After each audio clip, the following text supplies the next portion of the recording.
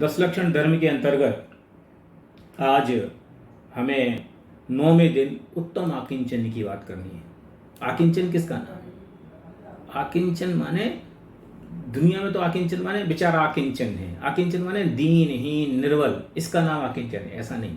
आकिंचन माने जो सब तरफ से निर्भर है, जिसको किसी तरह की कोई डिपेंडेंसी नहीं है, जिसको किसी प्रकार की पराधीनता नहीं है, उसका नाम है आकिंचन।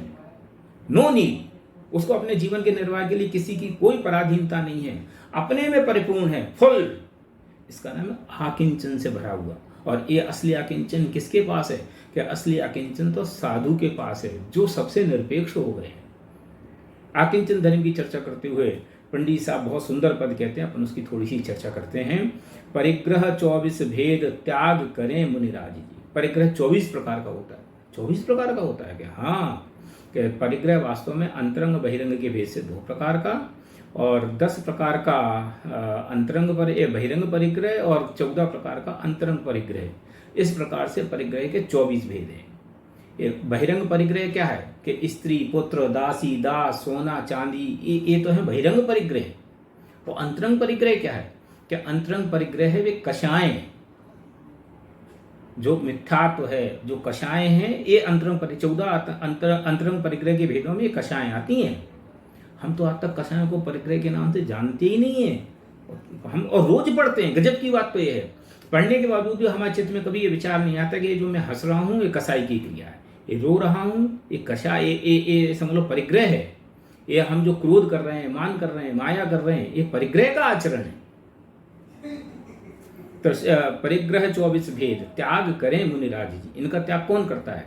कि इसका पूर्णता से त्याग तो वास्तव में मुनिराज करते हैं। 3 कसाय के अभाव पूर्वक समझ लो बहिरंग परिग्रह का और यथायोग अंतरंग परिग्रह का त्याग करते हैं। और मुनिराज समझ लो उसका मुख्य रूप से त्याग करते हैं, तो श्रावक भी गौण रूप से त्याग करते हैं।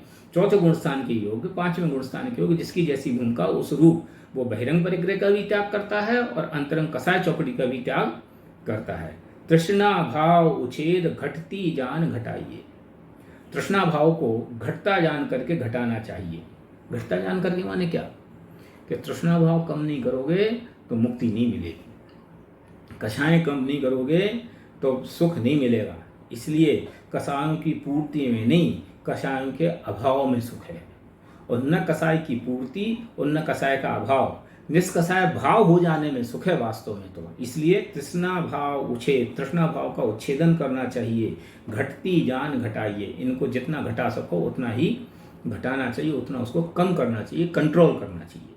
उत्तम आकिंचन गुण जानो, परिग्रह चिंता दुख ही मानो। उत्तम आकिंचन गुण है, आत्मा को सुखी करता है, इससे आत्मा संपन्न होता है। और उससे विरुद्ध परिग्रह क्या है?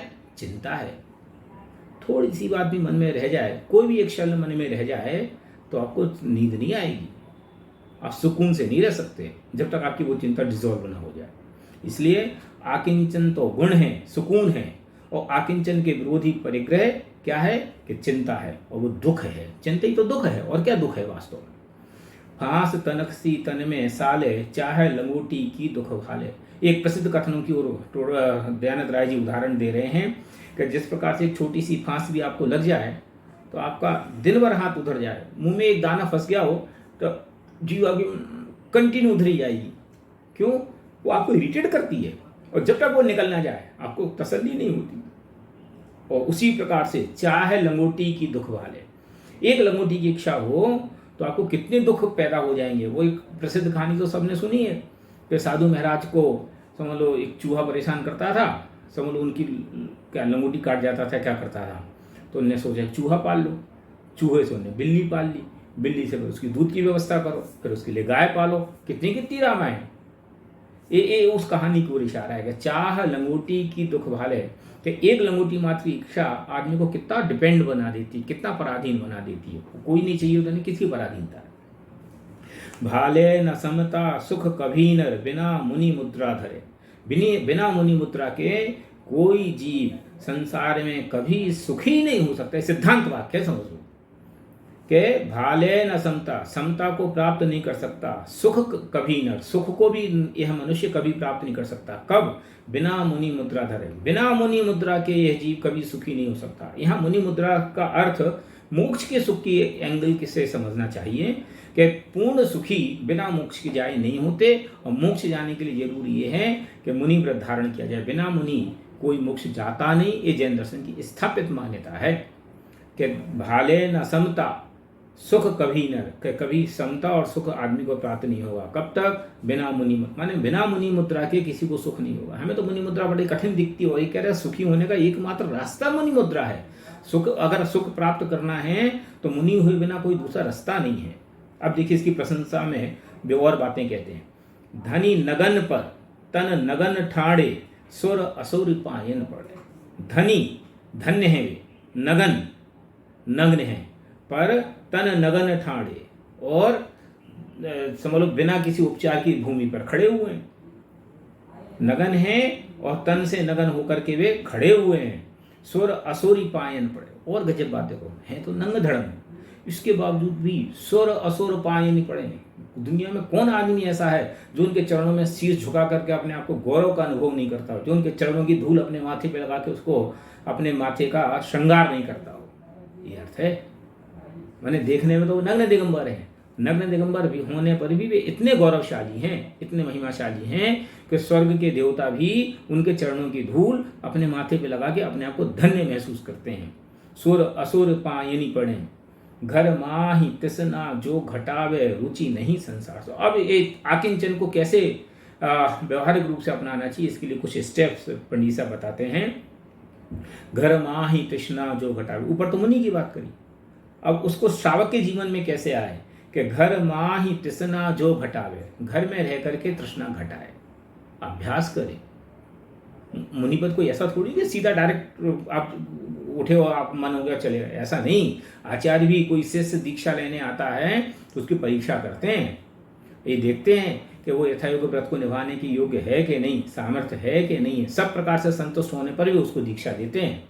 इसलिए घर माई, घर में रह करके तृष्णा घटाओ, और रुचि नहीं संसार से, कि जिस श्रावक को संसार से रुचि नहीं है वो घर में रह करके अपने परमार्थ की साधना प्रारंभ करता है, आकिंचन धर्म की साधना शुरू करता है।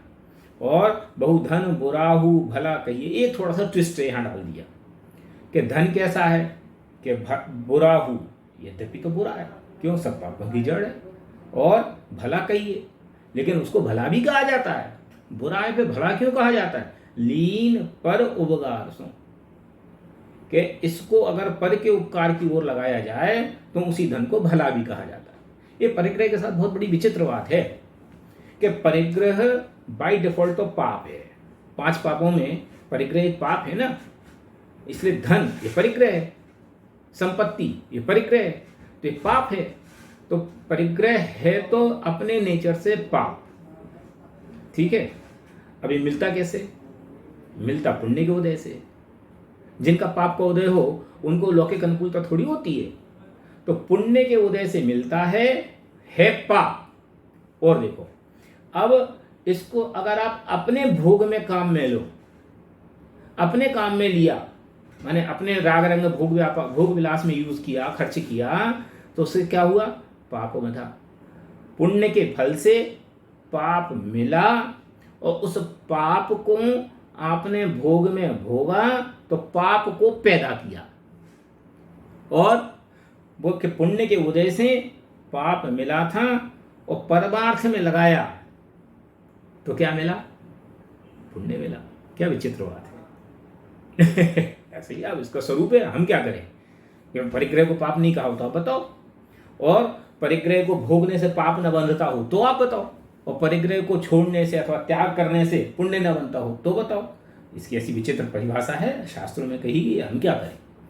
तो अब ऐसी विचित्र व्यवस्था है, हमें इसको समझना चाहिए। और वास्तव में तो धन और ना धन से इसका कोई संबंध नहीं है। वास्तव में आकिंचन का असली संबंध तो कषाय परिणति से है। अंतरंग में कषाय परिणति को हटाना ये उत्तम आकिंचन है, और जब अंतरंग में कषाय परिणति हटती है तो बहिरंग में जो हमारे अन्य परिग्रह हैं वे तो स्वयं हटते हैं। अंतरंग में कषाय नहीं हो तो बाहर वस्त्र कैसे रह सकता है? अंतरंग में कषाय ना हो तो नौकर चाकर गाड़ी घोड़े ये कैसे रह सकते हैं। इसलिए अंतरंग की कषाय परिणति का अभाव हो तो बहिरंग के परिग्रह का भी अभाव होता है। इस प्रकार से अंतरंग और बहिरंग समस्त प्रकार के परिग्रहों से जो एक समझ लो अत्यंत स्वाधीन दशा प्रकट होती है, सुखी रूप जो दशा प्रकट होती है, उसका नाम उत्तम आकिंचन है। इसकी चर्चा पंडित साहब यहाँ बहुत विस्तार के साथ कर रहे हैं।